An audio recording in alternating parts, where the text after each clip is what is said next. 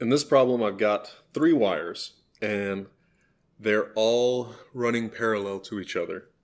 And I need to find out the force per unit length exerted on the upper wire by the other two wires. Okay, so let's start with our equation for force per unit length, right? So from our formula sheets, force per unit length is equal to mu naught times I1 times I2 over 2 pi d, right?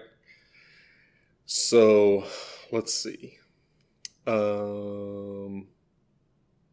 D is how far apart these things are, right? I1 is the current, I2 is the current.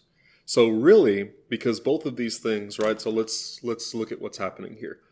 These, because of our right-hand rules, and we've talked about this in class, this one is going to create a force here, and this one's going to create a force here. And because they're in opposite directions, they're going to be repelling, right? So we've done that in class. So this force is going to push this way, and this one is going to push this way. But since they're both the same, right, they're both 31 centimeters, and they both have the same current, right, I can really just solve for one of these and then just double it, right? So what I'm going to do is I'm going to solve for just one force, right? So here's my wire. I'm going to solve for just one force pushing this way. And so it's a force, right? So see, I'm going to have to add these two forces, and they're vectors, so I'm going to need angles. So because this is an equilateral triangle, these are all 60, right? So that means that this force here really consists of some that way and some that way, right? So this is going to be F cosine 60, and this one's going to be F sine 60. Right, so I've got these two components. So all I'm going to do to get these two, my x components are going to cancel out, right? Because see how these go like that? These two are going to cancel, so that one doesn't matter. What I'm going to do is just solve for F sine 60 and then double it, because both of these have a component pushing up. And this wire, this third wire, is going to end up being pushed straight up from these two wires.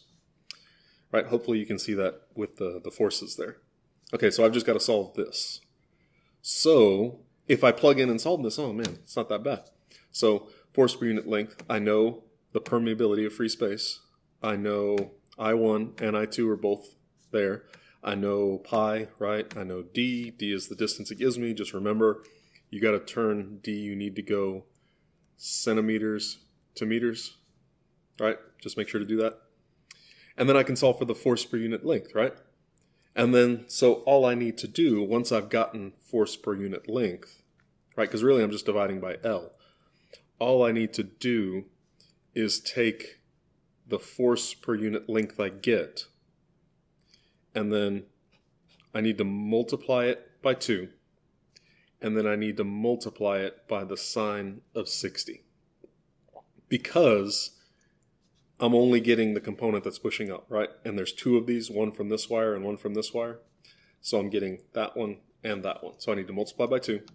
And I need to do sine 60 to turn the force that I get, which is this red one. That's what I'm going to solve here. I got to turn it just into the sine component. And so if I do that, that should give me the force per unit length acting from both of these things on the one wire.